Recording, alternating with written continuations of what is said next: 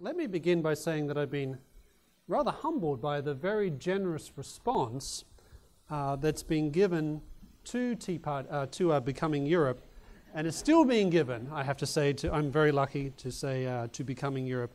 And interestingly, the generous response hasn't just been from Americans. When I lectured on this topic last week at Acton University, where we had more than 900 people attending, there were plenty of Europeans in the audience, and if anything, they were even more critical of the present state of affairs in Europe than I was.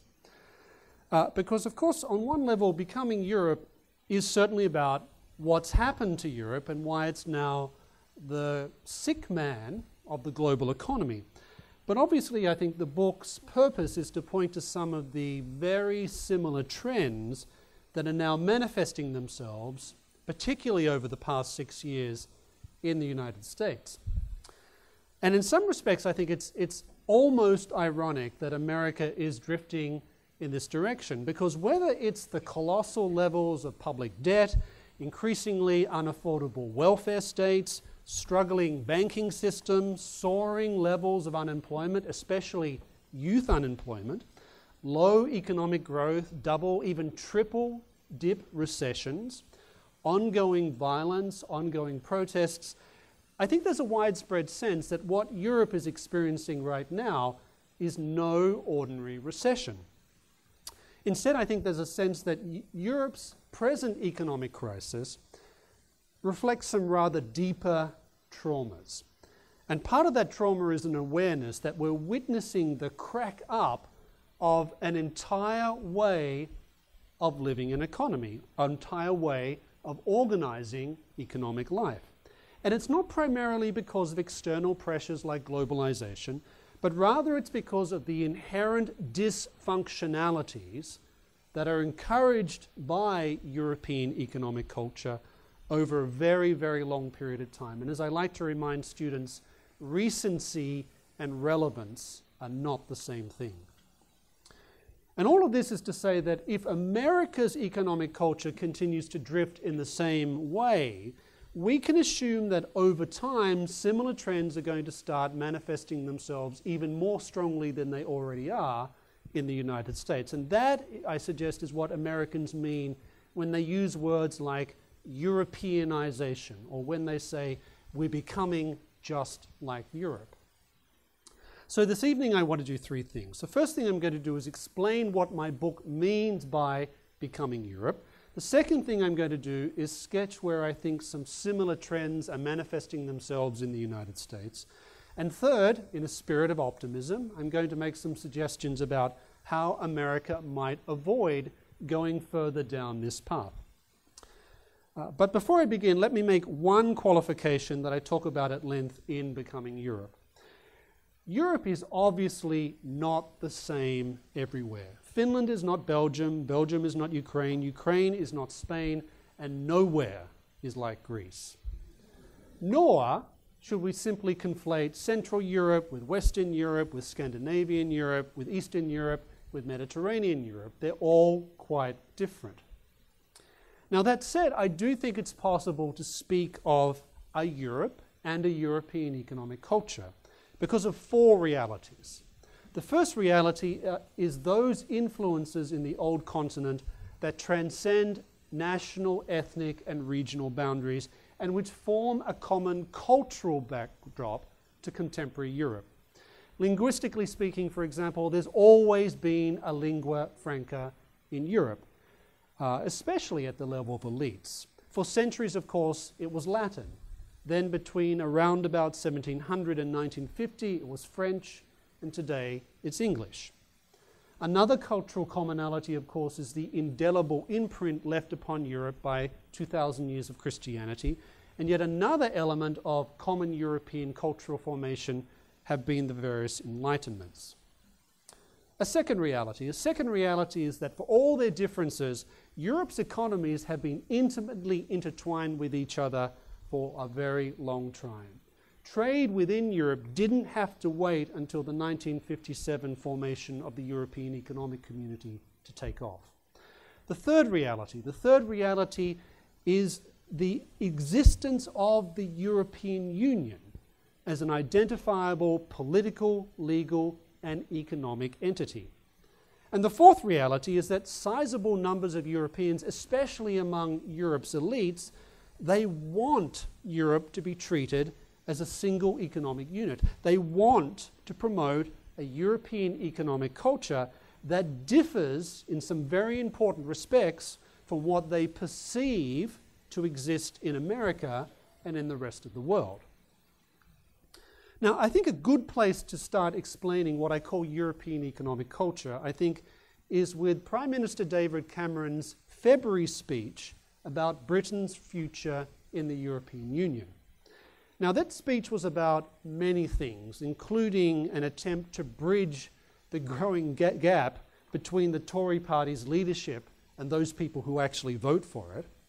But the speech also mattered because it represented yet another missed opportunity for an important European politician to address a problem that's arguably even more fundamental to Britain's current challenges than taming an out-of-control European Union bureaucracy.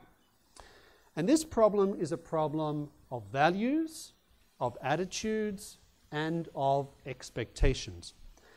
And as I illustrate in Becoming Europe, the prevailing conviction throughout most of Europe today is that the state is the primary way in which we realize our obligations to one another. That many of these obligations might be realized outside the political realm doesn't apparently occur to many European political leaders, including, I have to say, most centre-right European political leaders. Now, in this regard, I've often wondered what a confirmed etatist like France's socialist Prime Minister François Hollande, I wonder what he would think if he actually read a book authored by one of his compatriots almost 180 years ago.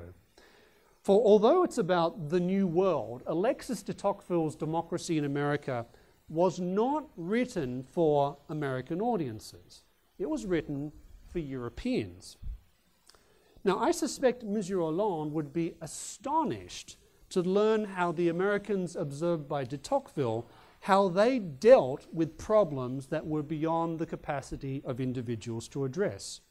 19th century Americans, Tocqueville noted, they addressed social problems through the habit of free association, primarily through churches, instead of simply expecting government officials just to step in. For Tocqueville, the contrast you have to understand with his native France was absolutely astounding. In his words, quote, "Wherever at the head of a new undertaking in France you see the government, in the United States, you will be sure to find a free association," end quote. Now, as no less than Adam Smith said, there are certain things that can only be done by governments.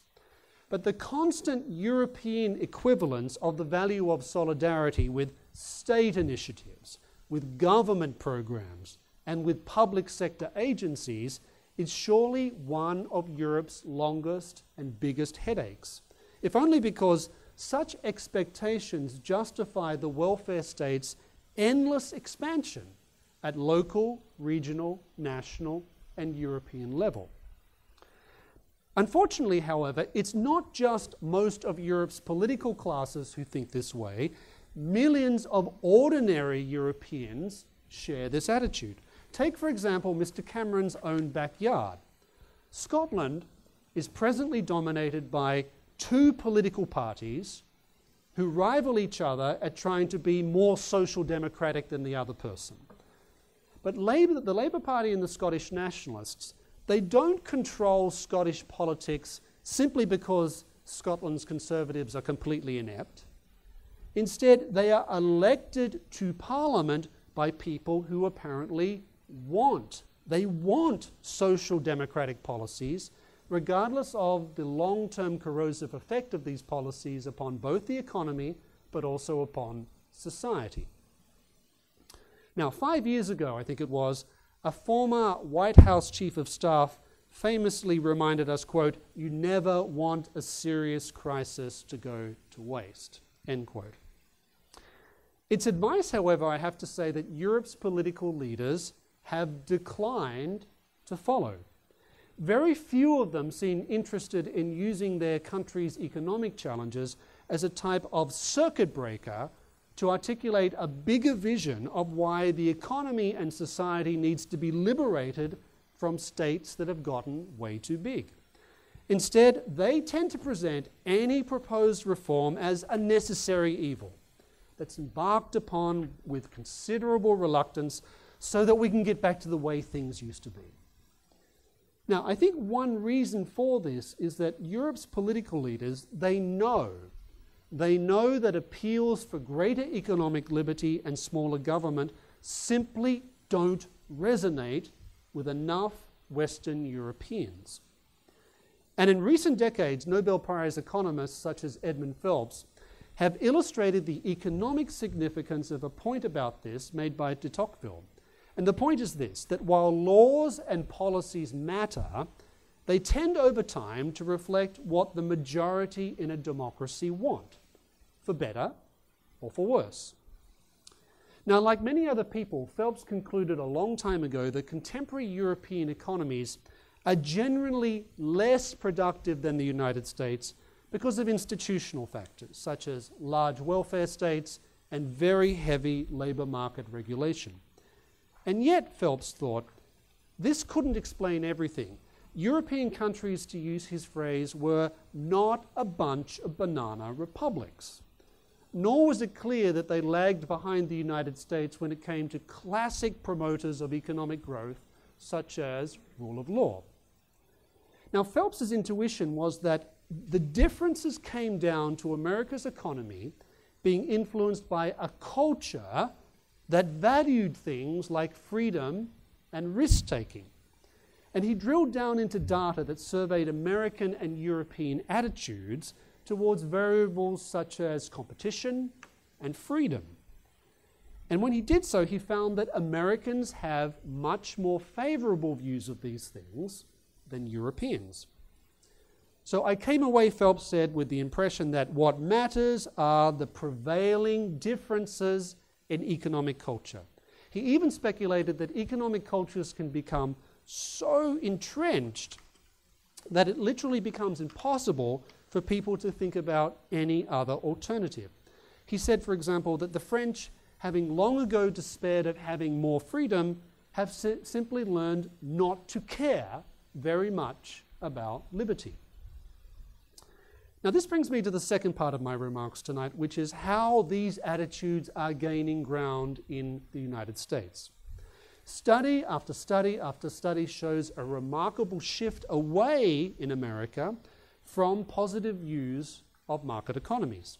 To give you one example, in 2001, an international polling firm released the results of surveys into different countries' attitudes towards the free market. Now, in response to the statement, the free market is the best economic system in the world, only 19% of those surveyed in Britain agreed. The numbers were higher in Spain, 24%, and in Italy it was 21%, and they were, of course, lower in France at 6%. But the real shock came to be found in American reactions to the same statement. In 2002, so that's 11 years ago, 80% of Americans surveyed expressed a favorable view of free markets. But 8 years later, that figure had gone from 80% to 59%. In 2002, lower income Americans had a 79% favorable view of the market. But by 2010, this is lower income Americans, the figure had dropped to 44%. And among young Americans, the numbers are even worse. Now, there's no doubt in my mind that these apparent shifts in American and European opinion, they owed a great deal to the 2008 financial crisis and the subsequent recession. But as I remind readers of Becoming Europe, there's always been, ever since the progressivist era, there's always been a strong strain of skepticism about the market in America, not to mention a considerable body of opinion that primarily associates concern for other people with action by the government.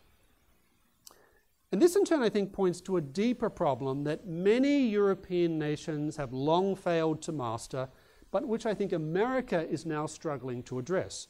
And it's a crisis that flows from a very, very unhealthy nexus between democracy on the one hand and the fact that many people in America now assume that they're entitled, as a matter of right, to be given any number of things by governments without too many questions being asked about how to pay for it all. Now, this combination, I think, is presently proving toxic for much of Europe, but I think it increasingly constitutes a real danger for the United States.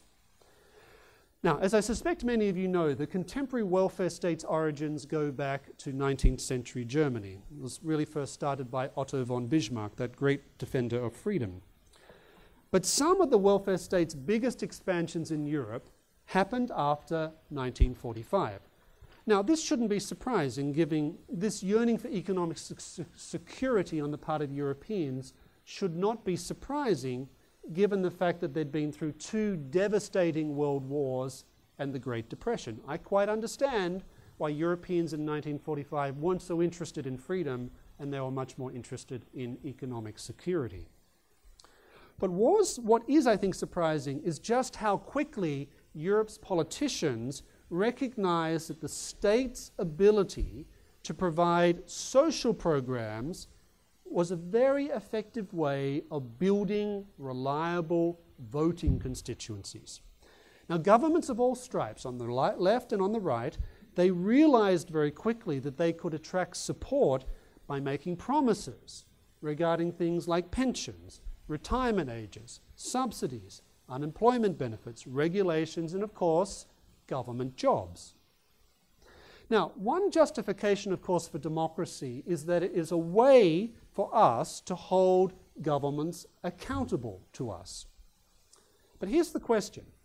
What happens when some citizens begin viewing democracy as a means for encouraging elected officials to provide them with whatever they want, including apparently limitless economic security via the state?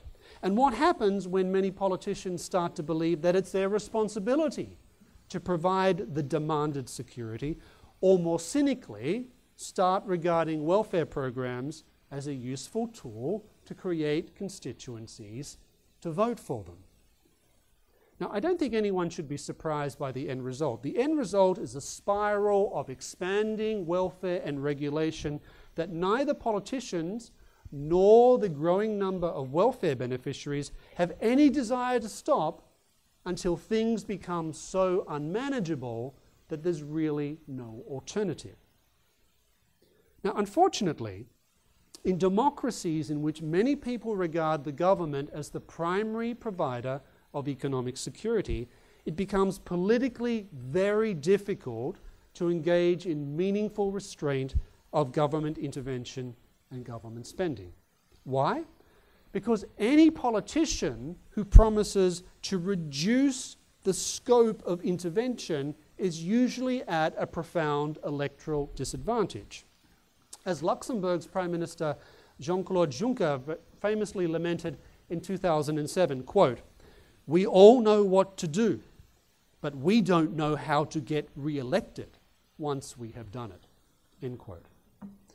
In other words, if enough people in a democracy want security through the state, regardless of the moral or economic cost, the capacity of politicians to oppose, for example, the desires of 51% of the population is very limited. Because to resist is, of course, to court electoral rejection, or, as we've seen, rioters running amok in the streets of Athens. Now, it's of course very tempting to see all this as a peculiarly Western European problem. This is, after all, the continent in which the default position of even many nominally centre-right governments are essentially social democratic when it comes to the economy. In other words, extensive government intervention is simply considered normal by most European politicians, including most on the right. But can anyone seriously deny that many American politicians, including some American conservative politicians, also play this game? Or can we seriously deny that millions of Americans have developed rather inflated expectations of what government owes them in economic terms?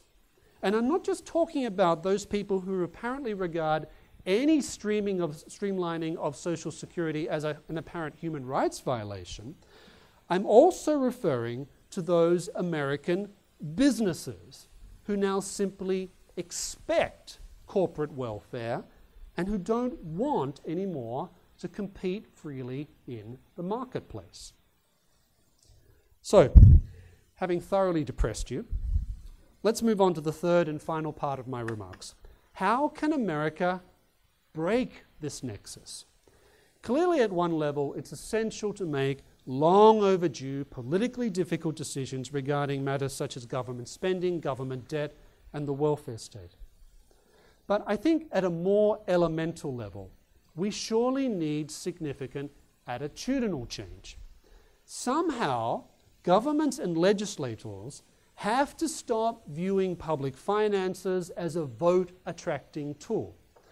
But my suspicion is they're not going to do that unless they sense two things. First of all, that the American people don't want to become like Europe.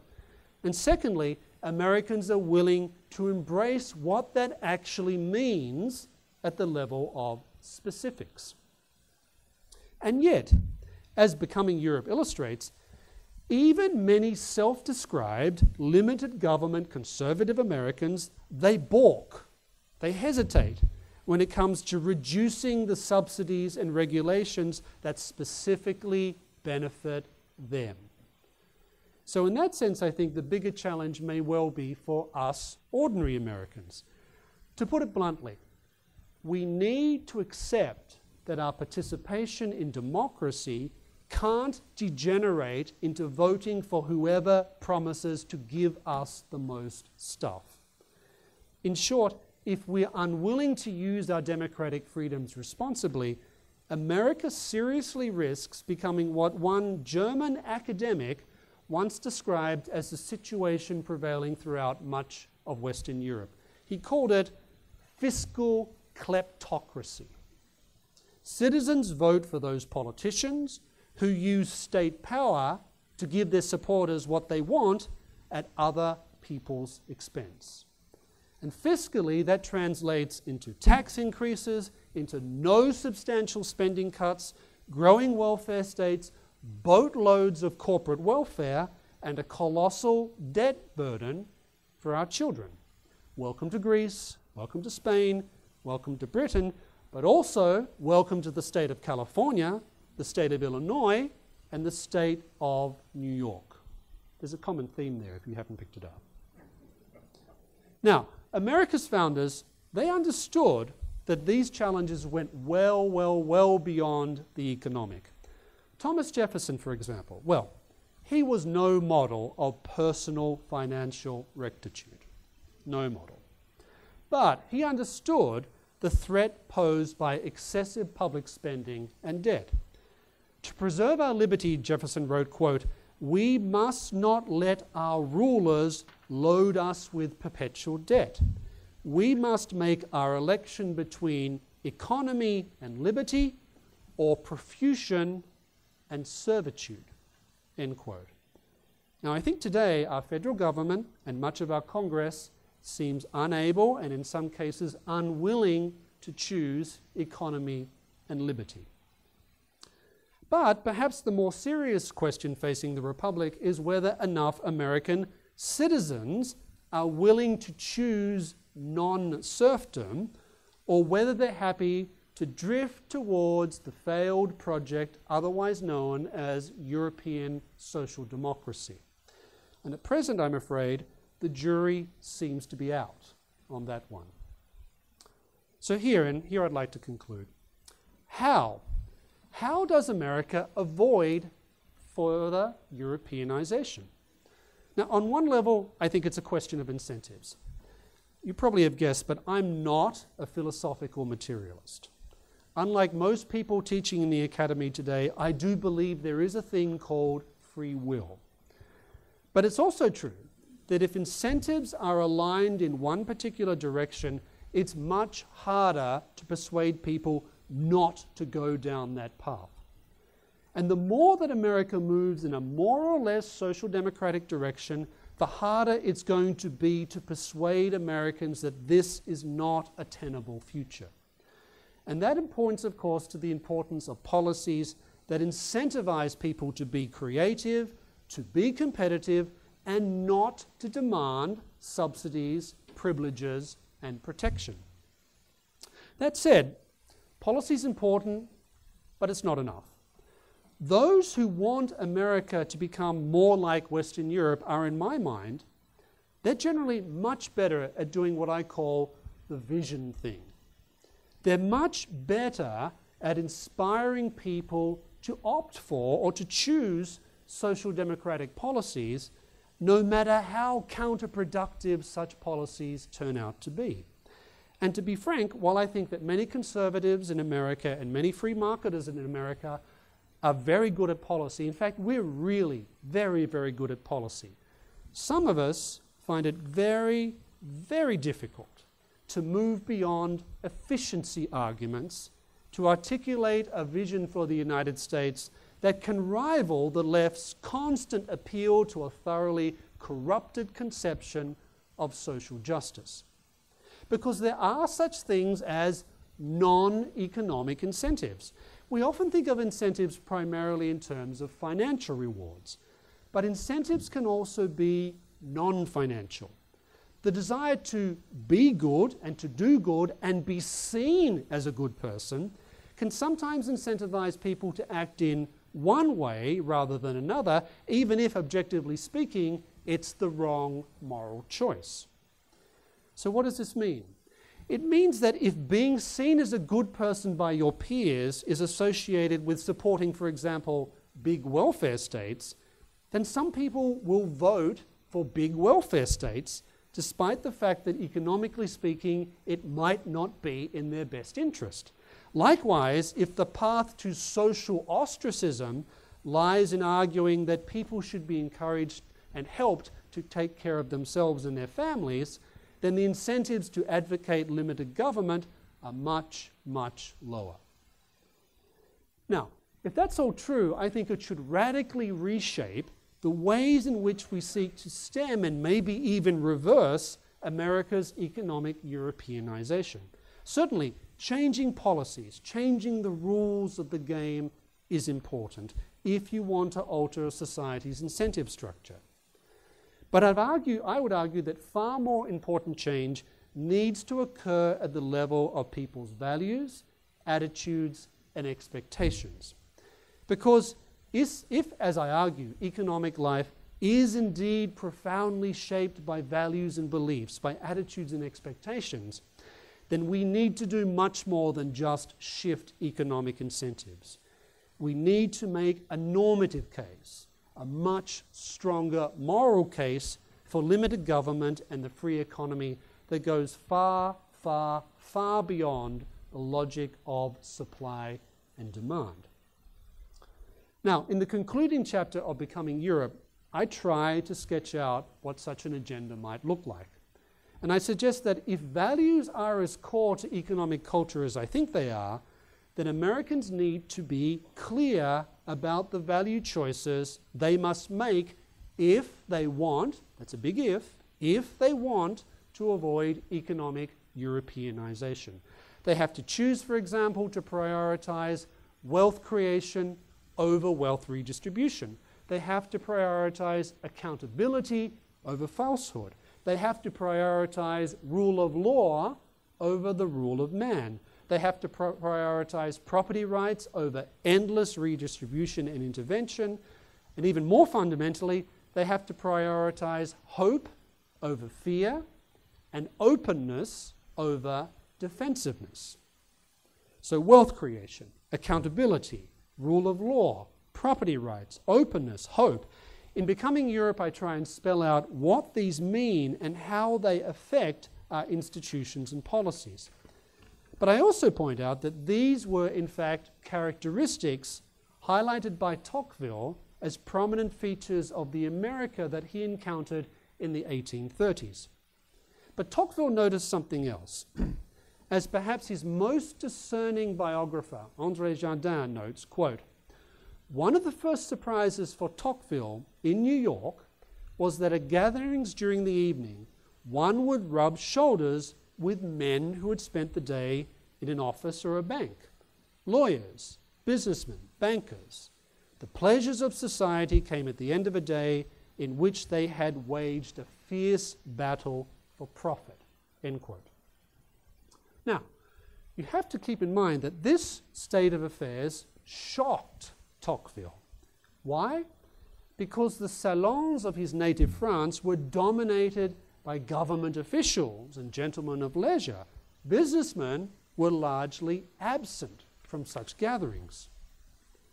Now, this, I think, tells us something about the disdain with which much of 1830s Europe, and 2010's Europe, I have to say, the disdain in which they regard, many of them regard, commerce and business more generally. But I think Tocqueville's observations also reveal something about America, that it was not as materialistic as many Europeans supposed, and which some Europeans today continue to assume. The pursuit of prosperity, Tocqueville found, was not, in fact, all-consuming of Americans' lives. Achieving economic success, in fact, gave Americans the time and resources to pursue other, less material goods: fine conversation, the pursuit of knowledge, their children's education, philanthropy, charity, cultivation of the arts, and appreciation of beauty, and, of course, prayer and contemplation of the ultimate realities. Now, that's a vision that's somewhat at odds with the rough and ready frontier imagery that we often associate with 19th century America.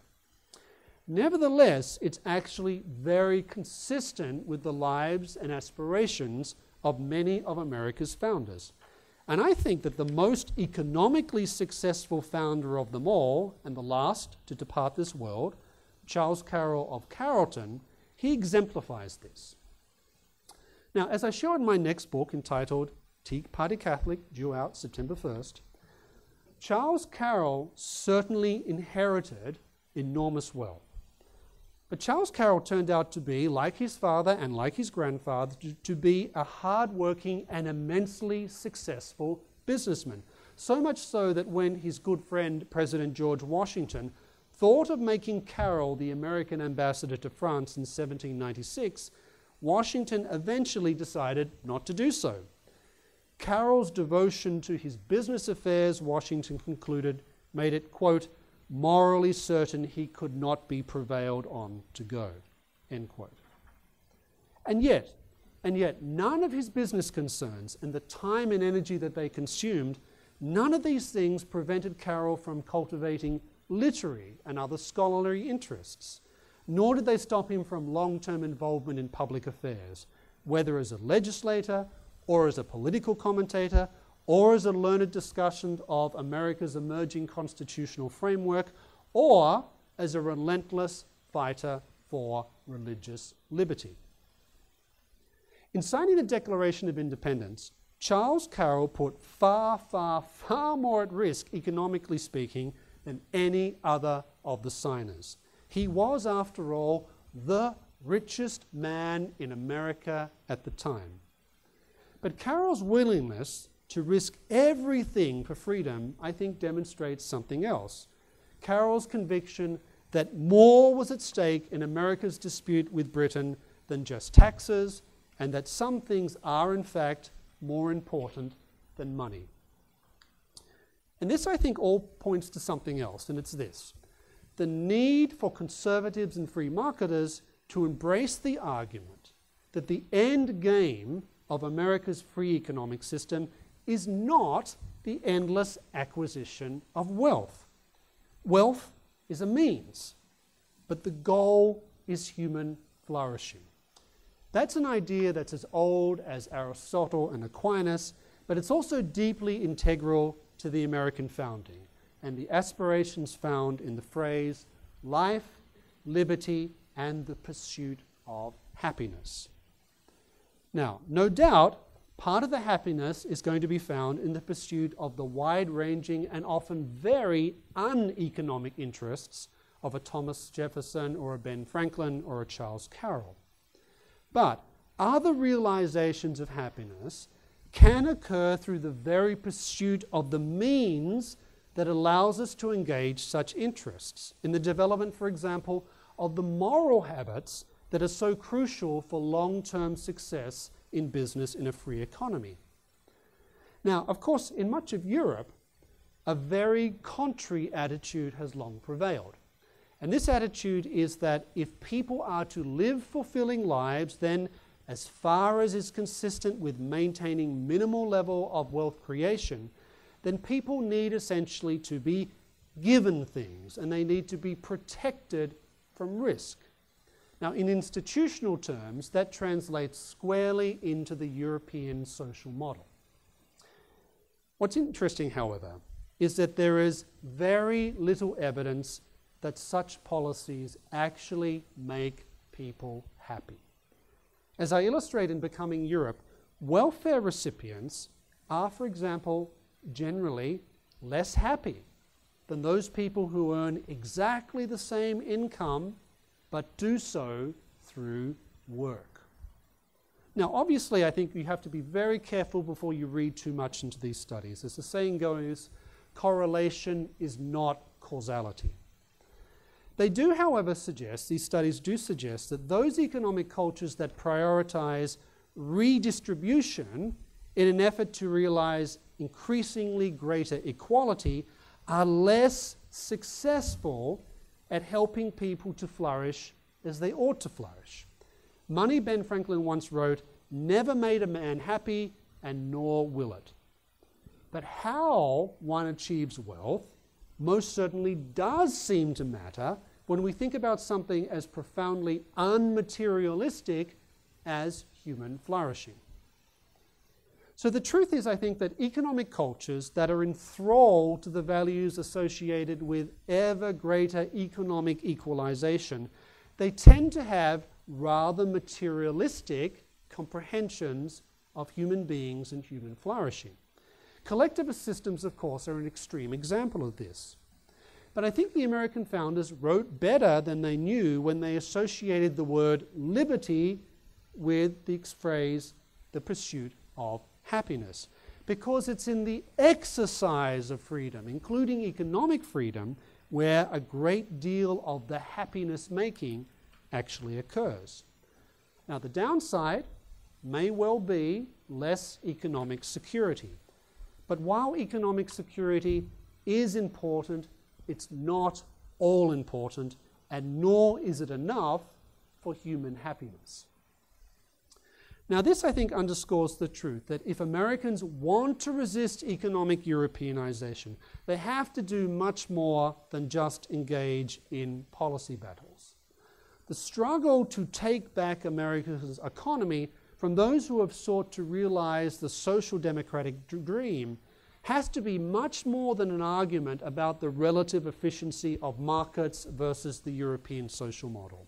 Because man does not live by efficiency alone, and life is about much more than maximizing utility.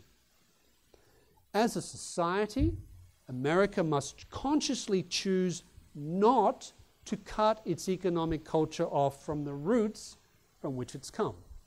And those roots are certainly European.